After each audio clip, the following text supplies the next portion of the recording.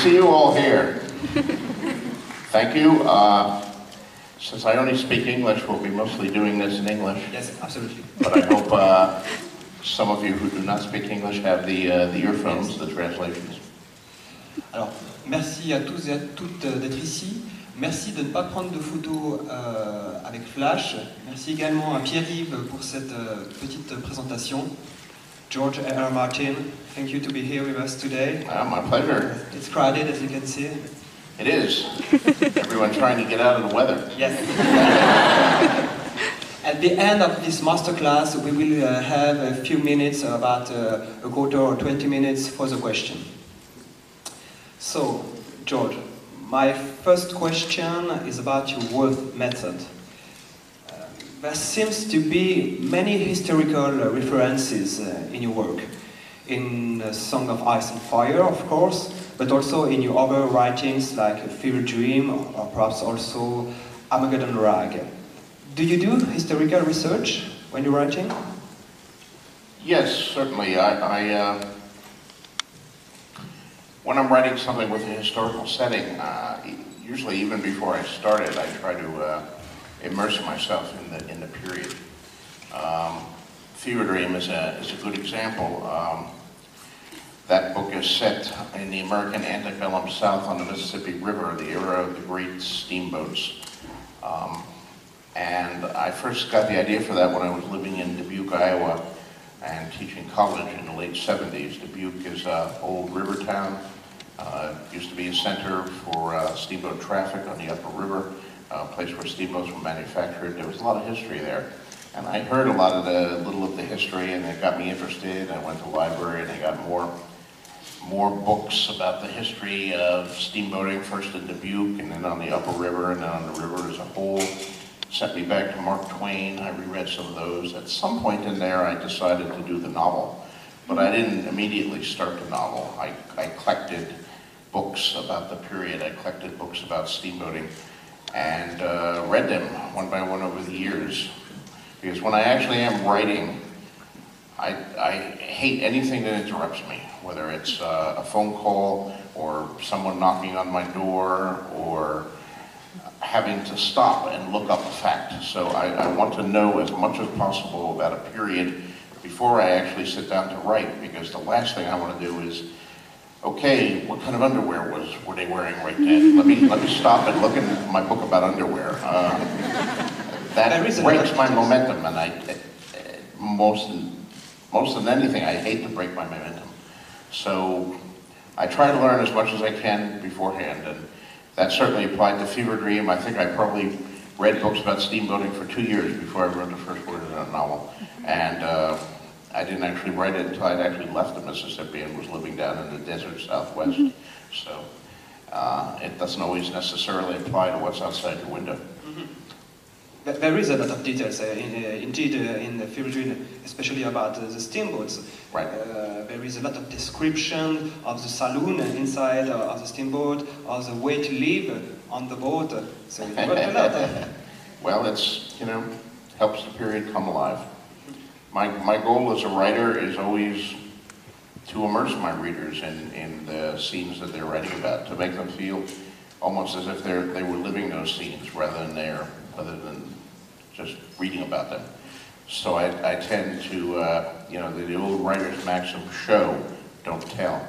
I want to show, I want to put my reader in there. I want them to taste the food and see the sights the protagonist is seeing and hear the words that they're doing. And I can't say I always succeed in that, but that's certainly my goal in the vast majority of things that I write.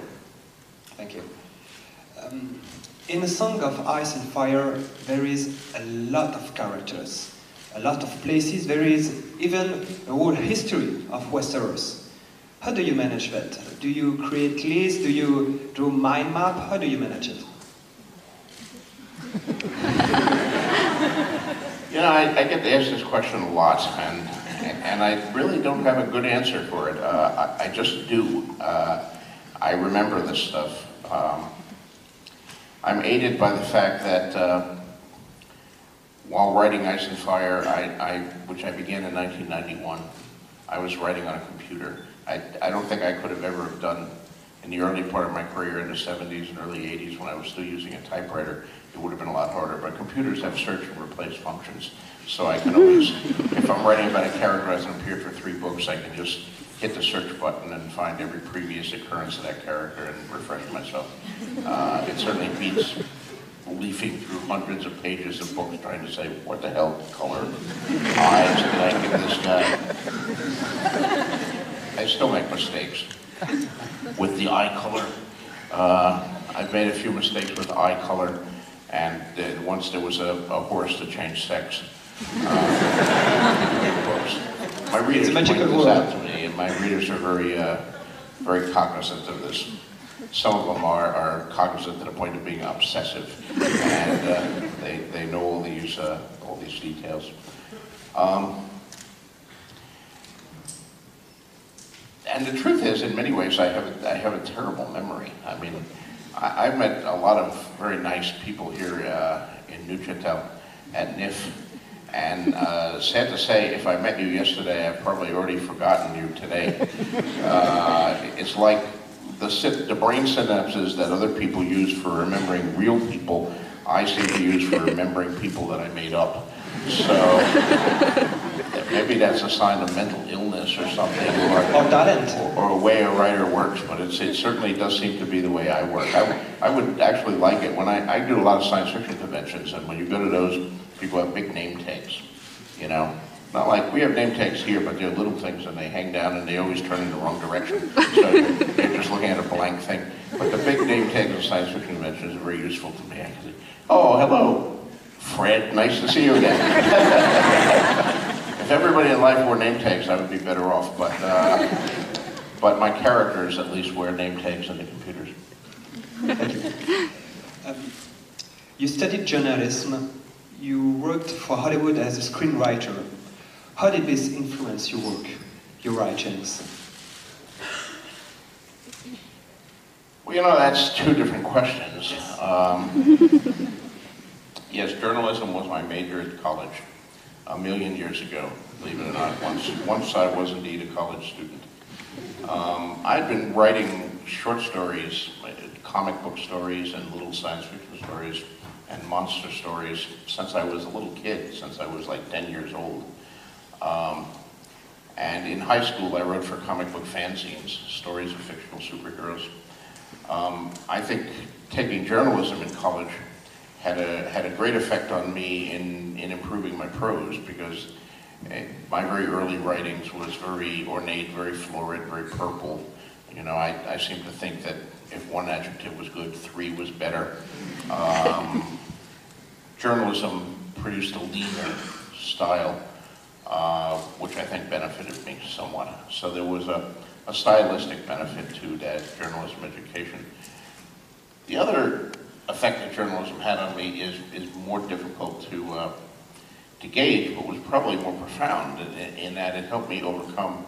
I was a very shy kid. I mean, I had friends and all that, but I was, you know, what today we would call a geek or a nerd, but those are compliments now. Those weren't compliments back then.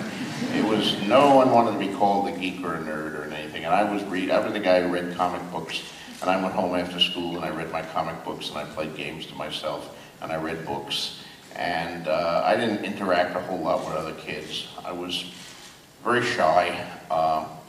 Journalism forced me to get out of it, because as studying to be a reporter for classes, they would say, you know, go here and interview this guy, or go there and interview that guy, or we want you to cover this story, and you have to speak to 7 different people about it. 7 different people I didn't know, but now I had an excuse to go up and speak to them. I was thrown in all sorts of environments that were uncomfortable to me, you know, sports locker rooms and demonstrations. I mean, it was the late 60s. There were a lot of demonstrations. We had a demonstration every day, you know. Here was the demonstration, here was the counter-demonstration. Some of them got violent, but it was exciting too. And you know, I had my press. It was student press. It was like student press, but it wasn't real. But still, I was present at all of these things as a reporter, and it really opened me up. It really got me used to going out there and experiencing the world and just talking to people, and changed me, I think, profoundly. So journalism is good was very good for me in that sense, even though after graduation I don't think I ever practiced it very much. Hollywood, well, now you're talking 20 years later in a whole different game. It's a different game. Yeah. As a screenwriter. As a screenwriter, you know, when you're writing books, it's just you. It's you and the typewriter and the blank sheet of paper in the early days, and then you and the computer and the blinking cursor in the later days. And there's nobody else around. And there are good things about that, but there are also bad things about that. You are isolated. When you're working in Hollywood, you're working with other people. You're part of a team. It's a collaboration. You're going there every day and you're working with 3 or 4 other writers, and you're having to deal with the network and with the studio and with the actors and the director, and the special effects guy is coming in, and you know, the prop guy saying, which of these guns do you like? And the costume guy saying, hey, well, here's my sketches for the costume, what do you think of it? And you're working with all these very creative people, and it can drive you crazy sometimes, but it can also be a very enriching and exciting experience, because you get to experience other people's creativity too. I see, thank you. You are a professional for many years now, a successful professional. What qualities are needed, according to you, to be a good fantasy writer?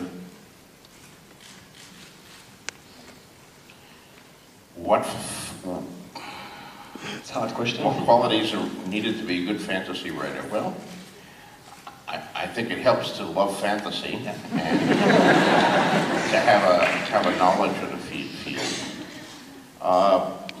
But the main part is just to be a good writer. Is the same thing to write a comic book and fantasy books? Comic book is a different form, but you know, ultimately it all comes down to story. Mm-hmm. There are people in my field, and of course I've been mostly working in science fiction and fantasy since I first began to publish, and horror to an extent. There are writers who will tell you that these are 3 completely different fields, that science fiction is here and fantasy is over here, and they're polar opposites and never the twain shall meet. And I don't know where they put horror, somewhere down here or something, but I've never recognized that difference. You know, when I was a kid reading voraciously, I read Robert A. Heinlein, I read H.P. Lovecraft, I read Robert E. Howard, and then later J.R. Tolkien, and some of these would be classified fantasy, and some as horror, and some as science fiction. To me, they were all stories. They were imaginative stories. They were stories that took me to other worlds and other times and other planets or dimensions or what have you. And I enjoyed the hell out of them. I didn't see these as totally different things, and I still don't. I think these distinctions are largely false ones. These are questions of furnishings. And I've moved from one to another freely throughout my career. I may be one of the writers of the last generation to be able to do that, at least in the United States. I have to keep remembering that I'm not here in the United States, I'm in Switzerland, and the rules may be very different here. But American publishing has become very rigid in recent decades, and I know writers, younger writers than myself, who are writing science fiction and are writing fantasy, and their publisher says, oh, you cannot write both of these, you must have 2 different names. And you can write science fiction as Bill Jones, but then you must be Fred Smith when you're writing fantasy, because otherwise you will confuse the readers. I actually happen to think that readers are smarter than that, and they can handle the fact that the same writer writes different, different things under the same name. You know, certainly readers of past generations had no difficulty doing that. Robert A. Heinlein wrote fantasy. H.P. Lovecraft wrote science fiction. These are all just made up stories. So the main thing to be a good writer, I think, is you have to have talent. You have to have skill with words. That seems fairly obvious, but not everyone has it. A good ear for prose.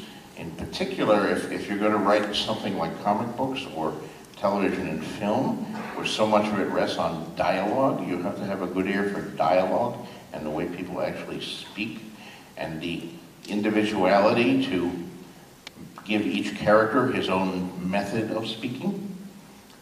You know, so I sometimes teach writing classes, and there are various exercises you can give to students, and one of them is to describe a half dozen different characters, and then write a speech for each of these characters without a name tag.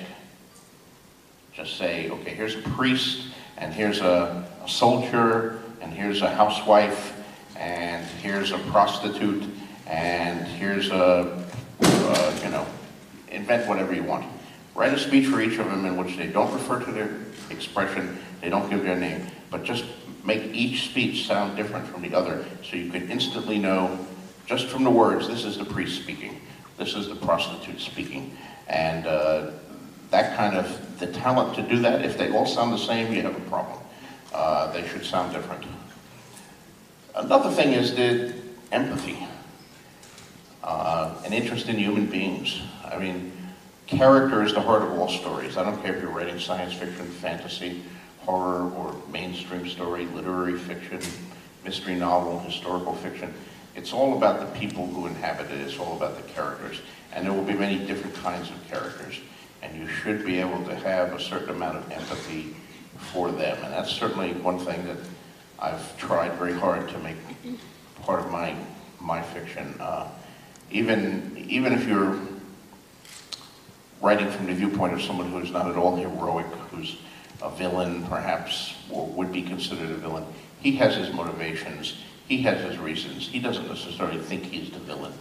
Nobody gets up in the morning and says, I'm the villain. What evil things can I do today? You know, except possibly the Red Skull, or, you know, in Marvel Comics. But even the better Marvel villains don't do that. Dr. Doom had his own reasons for doing what he did. Dr. Doom thought he was well justified. But thank you. You were speaking about hero. I've noticed that none of your characters, apart perhaps a few exceptions, are super beings or superhero. In that way, that makes you almost an opposite of Frank Herbert's Dune, or many novels of Jack Vance, or even Tolkien, of course. Why that? Don't you like heroes? Even if one of your first professional works was a short story called A Hero?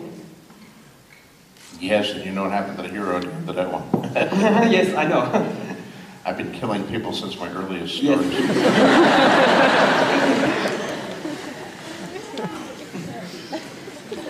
You know, I grew up on comic books where we have the superhero.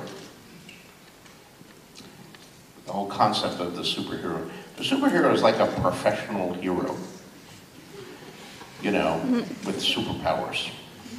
He puts on a spandex costume and he goes out in the streets to do heroic shit. I also edit this series called Wildcards, which some of you may know. We've been doing it since 1987. It was one guy who liked it there. It's been very popular. It's about to start being published in France, so I'm excited about that. It was published in Germany, and we're about to resume it in Germany. So, and it's already being published in Italy, so it's very, very popular. And it's I got like 40 writers writing for it, and it's a consideration of the whole comic book idea of superpowers. What would happen if some portion of the people in the world got actual superpowers, being super strong, or being able to fly, or throw lightning bolts from their fingers? What would they do? And the answer from some of the best science fiction minds of our generation is not buy a spandex costume and fight bank robbers. You know, if you're like an accountant and one day you wake up and you're the strongest man in the world and you can lift tanks overhead and break through, you mostly become a really strong accountant. People tend to stay with what they want, and the world would create a celebrity and all that. But there's a long-winded way of saying people do heroic things, but very few people are actually heroes, where I get up every morning and I'm going to do a heroic deed today. I'm going to go out and rescue someone. We think of certain professions as heroic: a cop, a firefighter, And these guys are guys who are called on and can be called on any time to do something heroic. But they don't do something heroic every day. In fact, many policemen go through their entire lives, you know, they're 40 years on the force writing traffic tickets, and they never draw their gun or solve a murder or save anyone from harm. So I'm not interested in heroes because I really don't think heroes per se exist in the way that most fiction sometimes depicts them. But I am interested in heroism, and I think in an audience like this, all of you have the potential to be heroes, like on Tuesday, and then on Wednesday you may be shits. Because that's the way real human beings are. We all have the capacity to do great good inside us. We all have the capacity to be selfish or greedy or petty. We've all done things, I hope, that we're proud of, and if we can admit it to ourselves, we've all done things that we're ashamed of. I know I certainly have done both. And that's the kind of human being that interests me. I mean, boy, what amazing, fascinating creatures human beings are with all these contradictions inside ourselves. That's the sort of characters I want to explore, not the guy who's just, I am Joe Hero, or his alternate, I'm the Dark Lord. I'm here to bring darkness over the earth. What a job description. Could Haviland Tuff, the main character of your novel Tuff World Voyaging, could he be a model of hero or some kind of hero for you? No. Haviland Tuff hopefully is a fascinating character, but I wouldn't call him a hero. He's a businessman. He's and he tries to do his best and help people, but he can get very petty and annoyed with people too. And he's been known to, you know, wreck entire cultures and ecologies just because someone annoys him. Something I'm sure we'd all like to have the power of. Thank you. Now, if you agree, I would like to continue by giving you some key words, and I would like to hear your reaction regarding your own writing, if you agree. Okay. Please don't say no. Loss, disillusion, nostalgia. There is a lot of disillusion in your writings. For example, with some characters like Sansa Stark or Sandy Blair, the main character of Armageddon Rag. There is also a lot of nostalgia. For example, the Captain Marsh in your novel Fever Dream. Are these subjects important for you? Yes, I think they are. I think there's something deeply ingrained in my personality. I think this is something, you know, when we're kids, when we're young, we're shaped by the environment that we grow up in, and I think sometimes, even before we're conscious of it, certain ideas take very, very deep roots in my head. I gave a whole speech about this once, which some of you can read. It's online, the speech I gave at the 2003 Toronto World Science Fiction Convention about my childhood. But I grew up poor in Bayonne, New Jersey.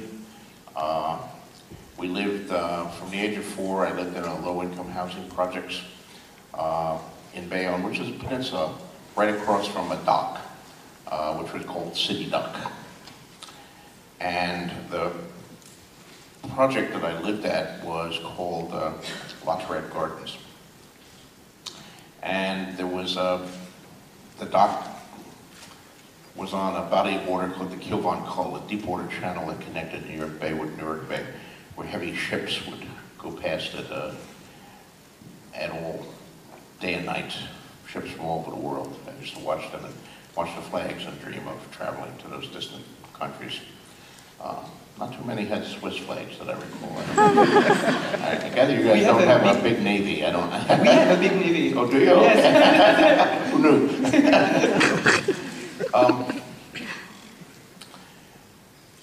But what was interesting about this is I discovered as I grew up that on my mother's side, my mother was Irish, was a Brady, and the Bradys at one time had been a very prominent family in Bayonne.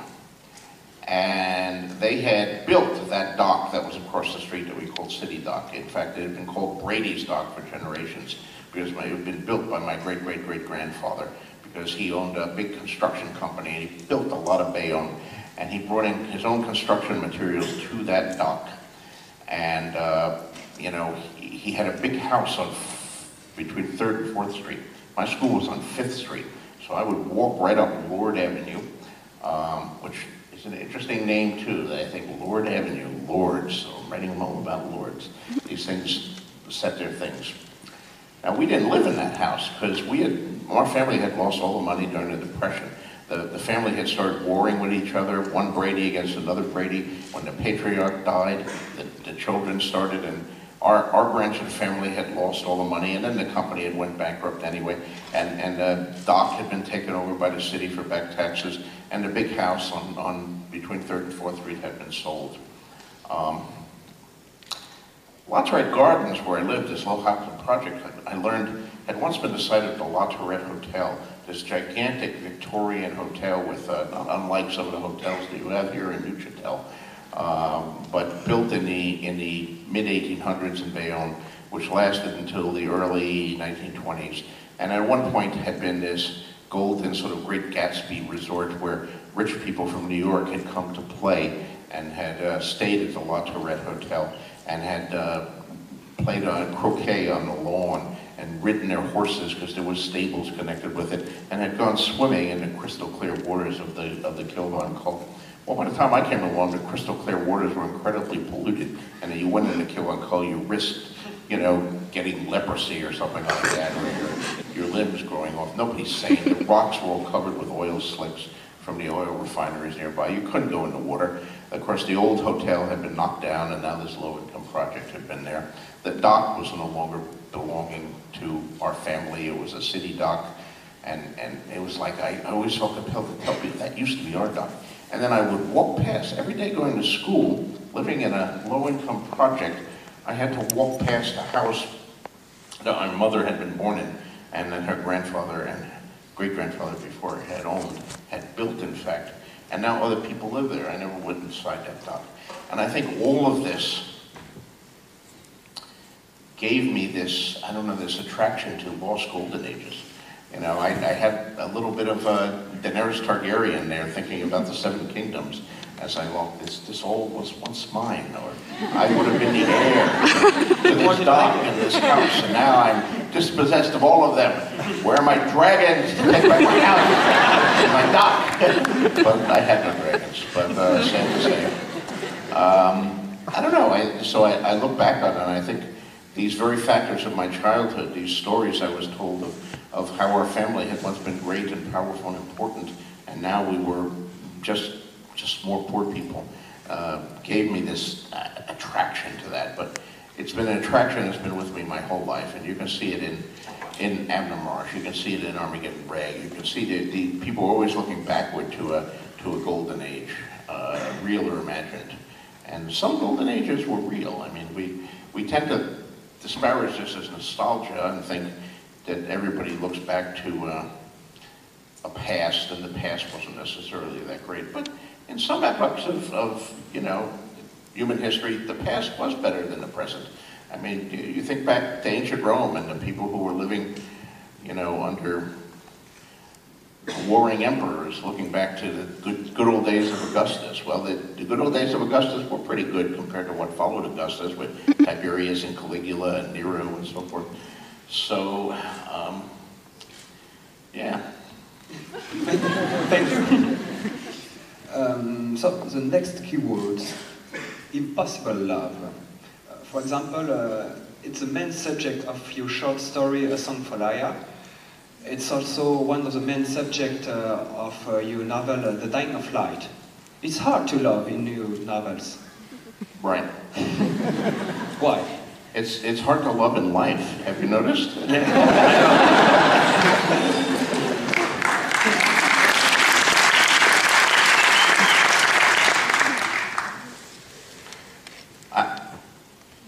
I don't know. I mean, there's part of me, and certainly this was very true of me in the early 20s.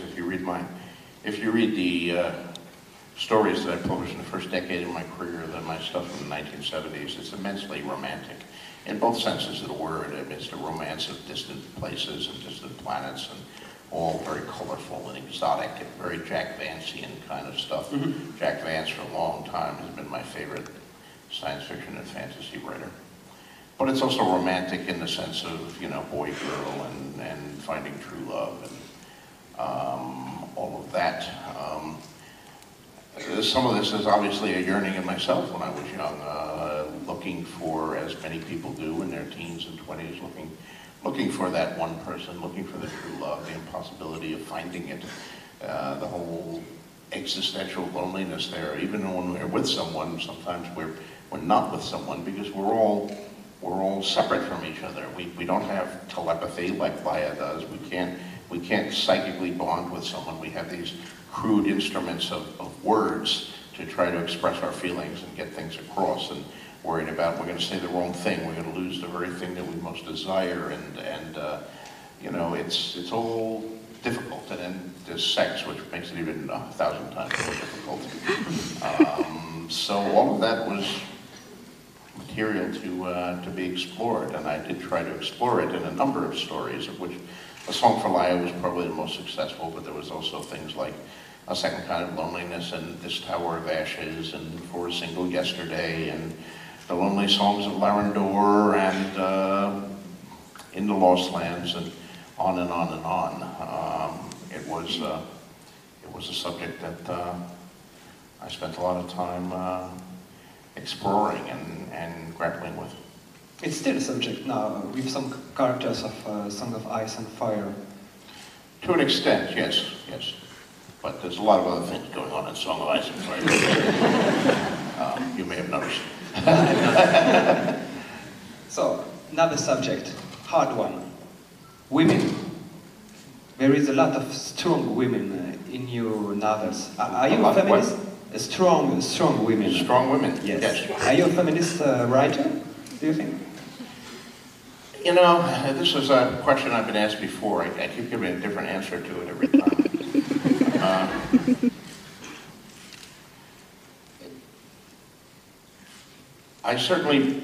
Basically I believe that women are people.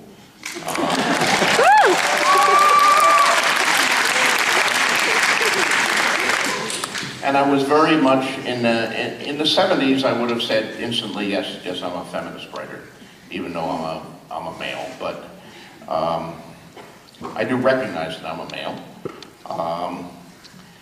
And there's been a lot of waves of feminism. I don't want to, I'm hardly an expert on any of this stuff, so I'm sure there are women in the audience, and perhaps even some men in the audience, who know far more about this stuff than I do. But there have been changes in the feminist movement since the 70s to the present. And I've had some women in the subsequent years tell me I can't be a feminist because I shouldn't use that term for myself because I'm a male. That only women can be true feminists and men can just be allies. And, well, okay, I'm not going to dictate anyone else's terminology to them. I certainly don't want to offend anyone by calling myself a feminist if that's an offensive thing for a man to do. I don't know, you know. But I believe there are differences between men and women, but I think the differences between men and women are very small compared to the similarities between men and women.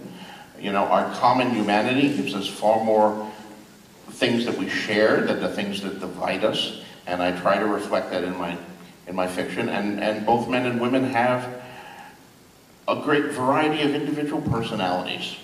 So, like I've sometimes asked, well, how do you write women? I don't write women. I don't sit down and say, now I am going to write a woman. It's like, okay, now I'm going to write a chapter about Brienne. What would Brienne think about this? I'm going to write a chapter about Arya. I'm going to write a chapter about Cersei. They're very different from each other. The way that Cersei reacts to something is very different from the way that Brienne is going to react to something. They have different worldviews. They have different beliefs. They have different upbringings that have shaped them in fundamentally different ways. You know, the fact that they have certain genitalia in common, it should not be the dictating thing into how one writes them. So that's what I try to do. I try to write individuals, and some of them are male, and some of them are female. And in some of my other stories, some of them are, you know, vampires or werewolves or creatures from other planets. But I'm always trying to write individuals. But I do think in a book as big as A Song of Ice and Fire, where I have thousands of characters, I'm creating a whole world. Worlds have many different types of people in it, and it has male and female in about equal parts. It also has various ethnic groups, various religious groups, various sexual preferences, and I try to reflect all of that. Sometimes perhaps more successfully than other times. Oh, you are successfully. Next subject, war and violence. Of course, there is a lot of violence in your book, especially in A Song of Ice and Fire, but you treated it very seriously. It's never for fun. Is there a relationship with your life during the Vietnam War? The way you treat violence and war? Well, you know, war has been a central part of fantasy since Tolkien and even before. I mean, you can literally go back to the Iliad, and you know, you've got a fantasy classic set around the Trojan War.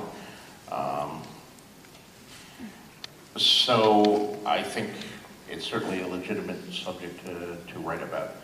But I do think it is a subject that's of great importance, maybe the most important thing of all. And it should not be treated, I don't know, for fun. Because it's not, I don't know, to me at least, it's not funny. Yeah, you can get humor out of everything. I don't want to, let me rephrase that. You can do funny things about war, sure. People have done and will do, and you can find black humor in anything, and that's good too. I appreciate black humor. But for me, I worked in network television for American network television for 10 years back in the 80s and 90s. And being a broadcast station, we were subject to network standards and practices, that is censorship. And they tried to keep out all sex was one of the things. And the other thing is they always tried to tone down the violence. In fact, they probably would have said, well, we don't want any violence in our show. But we do want lots of action. And action is, what is action? The network might give you a different definition, but to my mind, action is bloodless violence. You know, you see action, an action film, here's an exciting car chase, and all the cars are slamming against each other, and they're flipping over, and they're going into the ditch, and the flames are engulfing the cars that have crashed. You never actually see the twisted bodies. You never see the person who, when the car slammed into each other, their leg was severed and they're bleeding to death in the front of that car. You never see the drivers inside the car that's just blown up, screaming in agony as the flesh consumes them. That's the side of action the network doesn't want to show you because it might disturb you. Well, sorry, I think you should be disturbed. My position on this is really kind of articulated over the last decades since I did this, and I'm against action. I mean, you can do a straight character piece with no deaths in it and no one being in jeopardy and all that, and that's fine. You know, you can write My Dinner with Andre or a Woody Allen comedy and all that, but if you're going to do something where people are dying, if you're going to do a war story especially, then show war the way it is. And the way it is complicated, because the truth is we like war. Why is there this aptitude for action? Because like Achilles, who had the choice between a short and glorious life or a long and boring one, he chose the short and glorious life, and he wanted to go out in a blaze of glory, and indeed he did.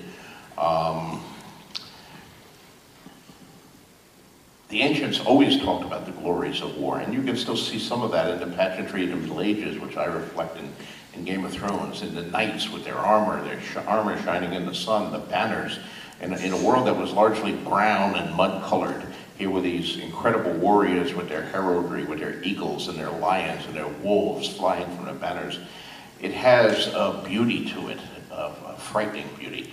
But then when those armies clash, then you get the severed limbs and you get the lakes of blood and you get all of that. And I think if you're going to honestly treat with that material, show both sides.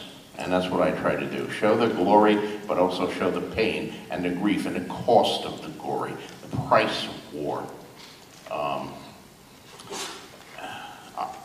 I'm not a pacifist, but I was a conscientious objector during the Vietnam War. Because I thought that particular war was immoral and illegal.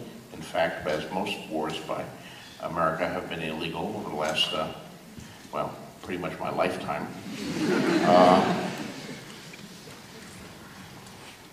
They would always ask you when you applied, but you know, you had to have an interview and you had to answer questions when you applied for conscientious objector status. And there were some draft boards in the United States that only wanted to grant it to total pacifists, people who at least would claim, well, I would never fight under any circumstances, I would never take a human life. I certainly don't claim that for myself. I never have taken a human life, but I think under the right circumstances I could. And they always say, well, what would you do if, you know, Adolf Hitler was raping your grandmother? Well, you know, yeah, I would kill Adolf Hitler if he was raping my grandmother. I might kill him just for being Adolf Hitler. But, you know, it was always, well, would you fight in World War II? Yeah, most of us would fight in World War II. But World War II wasn't the war on the menu at the present time. And one of the things I decided then, grappling with these issues, was that Ho Chi Minh was not Adolf Hitler. And in fact, he was certainly not Sauron, which is the issue that much of us have to deal with as fantasy writers. It's all very easy to always write these books in which Sauron is always the villain, or Morgoth even worse, or, you know, and you're fighting against the Dark Lord, or the Rotten One, or the bad guy, or, you know, Lord Malice, or whatever the hell you're going to call your big bad. But real life doesn't really offer us that, and I wanted to inject a certain level of realism into the kind of fiction I was writing. Thank you very much. Now it's time, I think, to continue with the question of the audience. Nous allons continuer avec les questions du public. Alors merci d'attendre le micro, de lever la main lorsque vous avez une question et de bien parler dans le micro. Merci également de poser les questions en français. Do you have your translator right now? You don't have any translator? I don't have. Oh. No, I don't have a translator. So, okay, we don't have. Do I need a translator? Normally, yes, but I could translate it for you if you want. Or the audience could ask the question in English. Yes? Do you have the translator? It's coming. Okay. Translators are coming. So is winter.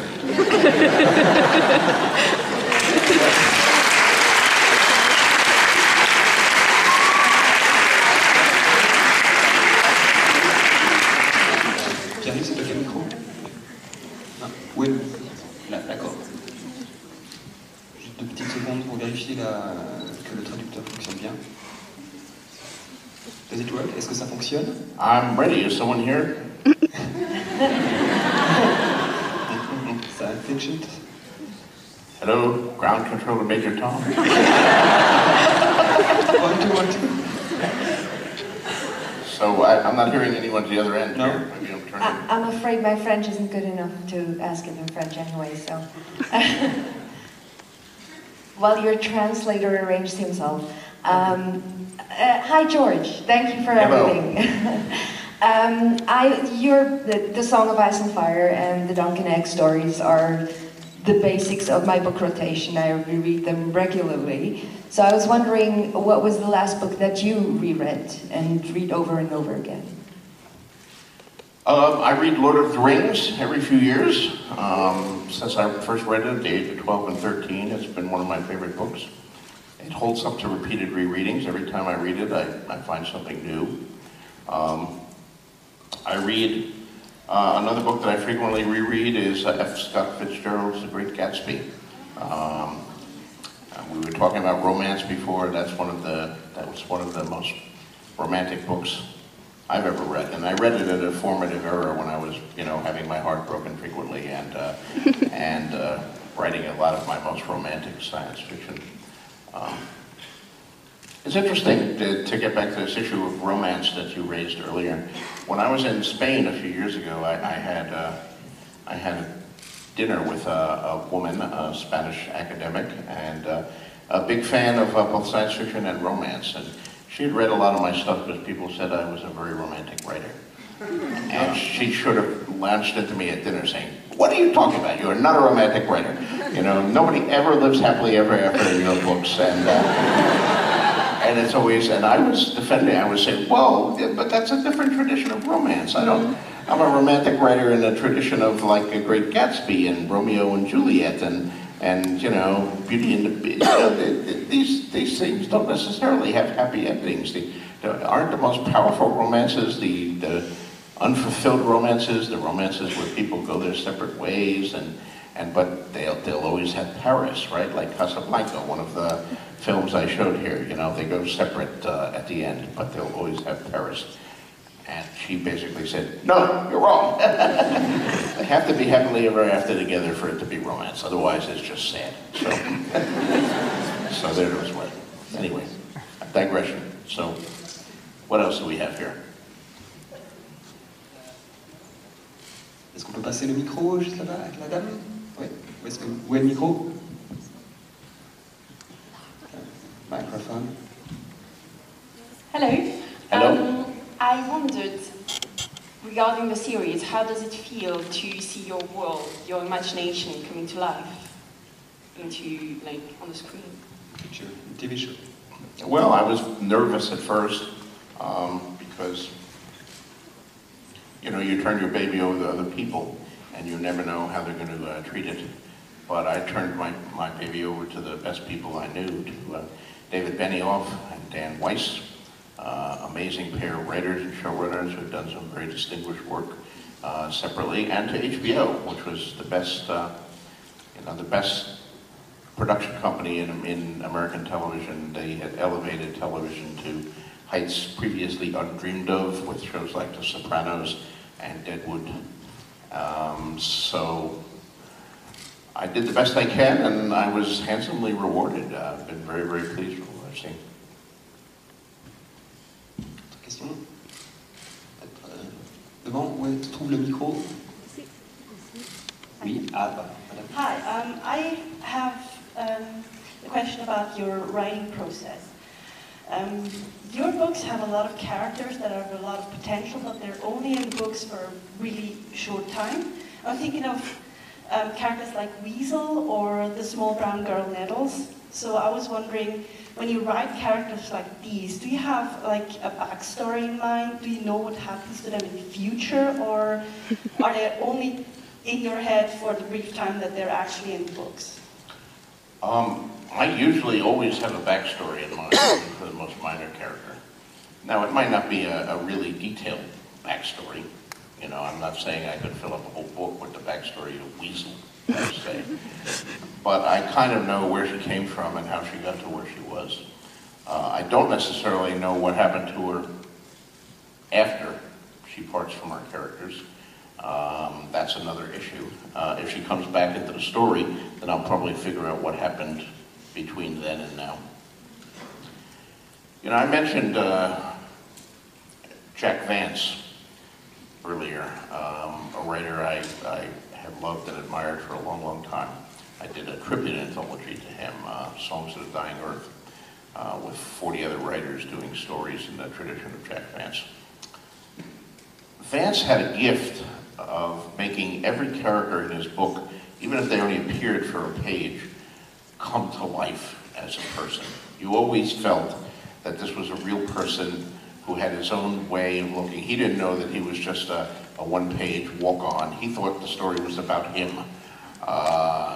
And I've always tried to keep Vance's approach in mind when I'm doing my characters, you know, because that's the way the real life functions, you know.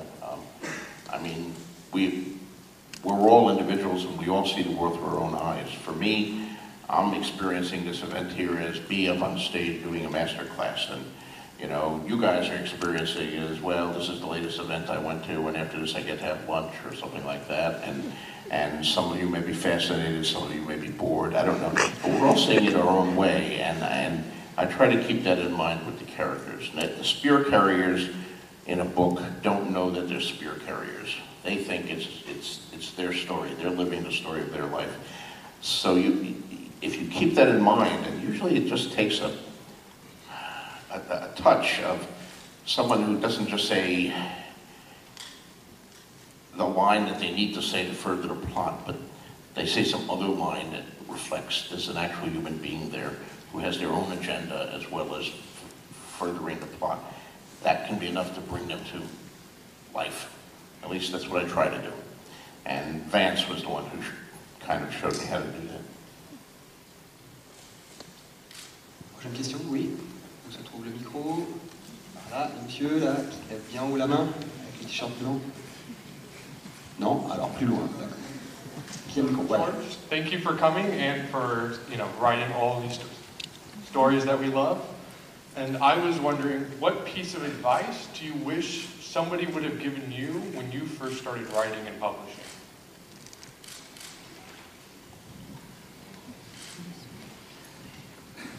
Well, I got a lot of good advice from the science fiction and fantasy writers who had gone before me.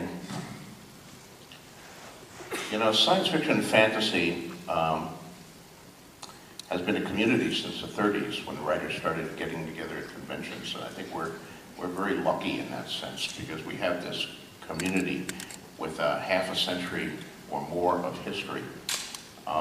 And the older writers have helped the younger writers in that and giving them advice. I got a lot of advice when I was first breaking in. There's Robert A. Heinlein, who once said, you can't possibly pay back the guys who helped you when you were breaking in, so you have to pay forward to the guys who come after you.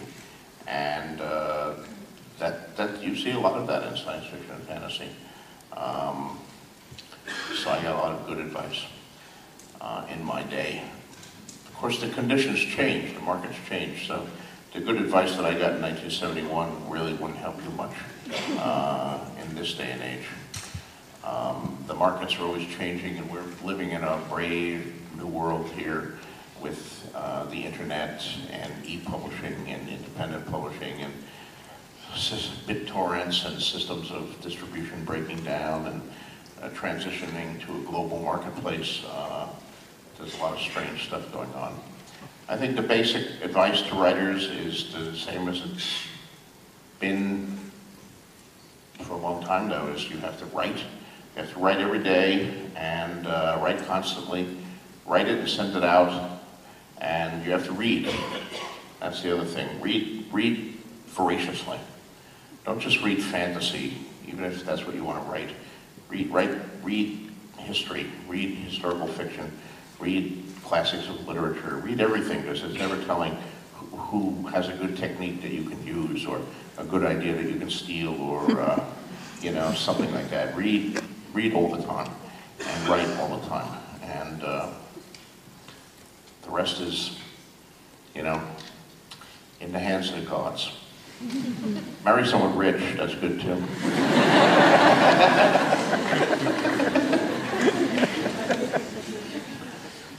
Autre question, oui? Là-haut, oui? Hello. A more personal question and very simple one. What is your favorite character in Game of Thrones and why? A Tyrion, because he's the wittiest.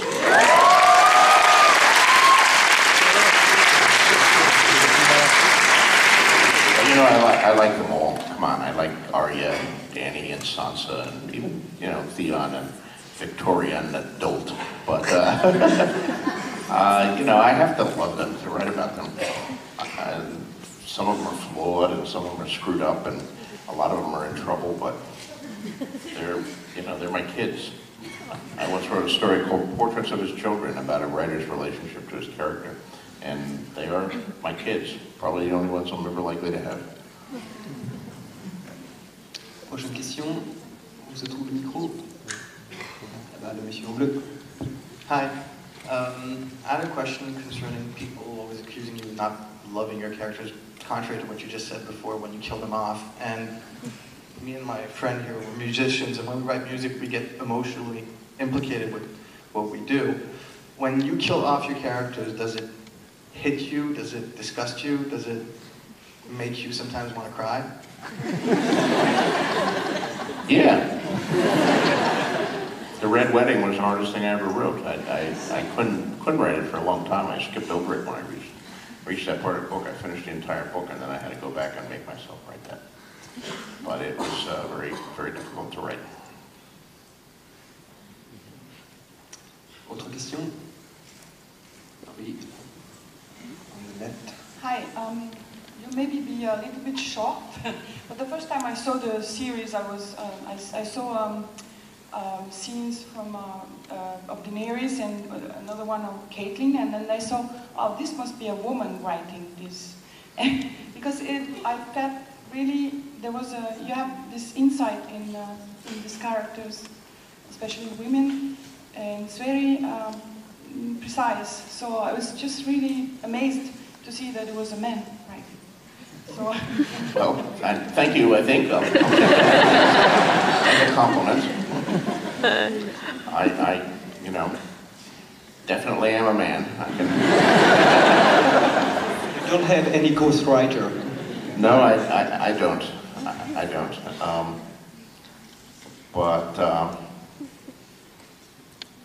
You know, I do occasionally consult with women. I mean, number one, I know a lot of them, but and some things you don't have to consult. As I said earlier in the answer to your earlier question, I think the differences between men and women are small compared to the similarities, our common humanity, the things that we all go through.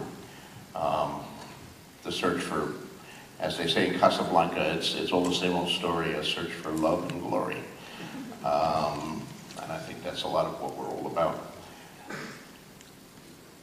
But there are experiences that I haven't had. And when I'm writing about one of those, I try to talk to people who have had that experience. You know, when I first had Bran crippled by his fall from the tower, I had one fan who was paraplegic, and he and I exchanged a number of emails about, okay, what was it like to be paraplegic? Because I can try to imagine that, but I don't actually know that. When I wrote the scene where Sansa has her first period, this is an experience that I've also never had. But I talked to a number of women and said, well, what was it like when you had your first period? Was it scary? Was it nothing? Was it painful? Was it, tell me about it? And I got, you know, like 16 different stories. And I found out it varied widely. When people who have actually been in combat have talked to before the combat scenes, that too varies widely. And that's sort of interesting, and of course I've read a lot about that, but there are certain experiences that only women have had, at least in our society, and when I'm trying to tackle them, I try to consult with women, but I can definitely say that I am a man. But I'm glad you think I write to women well. I certainly try, as I try with all of these characters. Thank you. Now it's unfortunately the last question, so where's the microphone? Yes, right here on the right.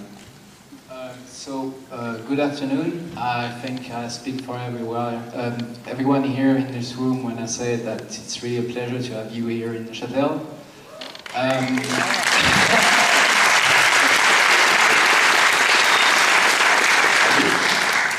I just wanted to ask you about your thoughts regarding an upcoming movie of the Game of Thrones series. Do you feel like it's necessary? Because we all agree that the format of a TV show is more convenient if you want to tell stories rather than a 3-hour or 2-hour long movie.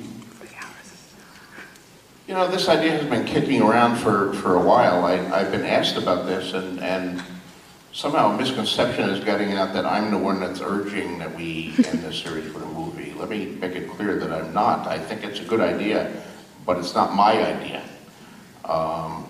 to end this with a series of big movies. That, you know, the question that we face with the show is that the books continue to get bigger and bigger, and the show really can't get much bigger. We're the most expensive show on television, the most expensive on television show in the world right now, and we have the biggest cast, as far as I know, of any show on television. We can't keep adding characters and making the show more and more expensive. We're pushing up against the limits there. So we either have to make some cuts going forward and simplify the story, or we have to increase the format. And of course, one way to do that, one way to get a lot more money is to go with a motion picture budget rather than a television budget. You know, a big fantasy motion picture like one of the Peter Dinklage things you have like $200 million for 3 hours, while one of our shows we have like $60 million for 10 hours. So there's a huge difference, and I happen to know, someone has told me, some source that I won't name, that there will be some major battles coming up and some dragon action and some stuff with the wall and White Walkers that looks to be kind of expensive. So how are we going to do that? I don't know. But one way to do that is with motion pictures, and I'm all in favor of the idea if we can get them financed. But I'm not saying that they're going to happen. Please don't misquote me here. I'm not saying that they're going to happen, and it's not my idea. It's just an idea that I've endorsed, let us say. And I'd love to see it, but I think the odds are probably against it. It's probably not going to happen, but maybe, who knows? We're still, you know, one season at a time. Right now we're making season 5. They're finishing the scripts, they're going to start production, they're doing sites on that. So that's about all I can say about the movies. Was that the last question here? Okay, Yes. Let me say we're going to have a book signing now, and I'll be scrolling my illegible scroll in your books as you come up and come past. We have to keep the line moving fairly quickly. I can't do personal inscriptions or notes to your mother or anything like that in the books, because everybody would want one and we'd be here for 5 hours, and so I can just do a straight inscription. But you can ask me questions as you come by, but you have to ask me questions quickly. So I have people in this situations like that who come up and they say, "Can I ask a question?" The answer to that is yes, but you just did.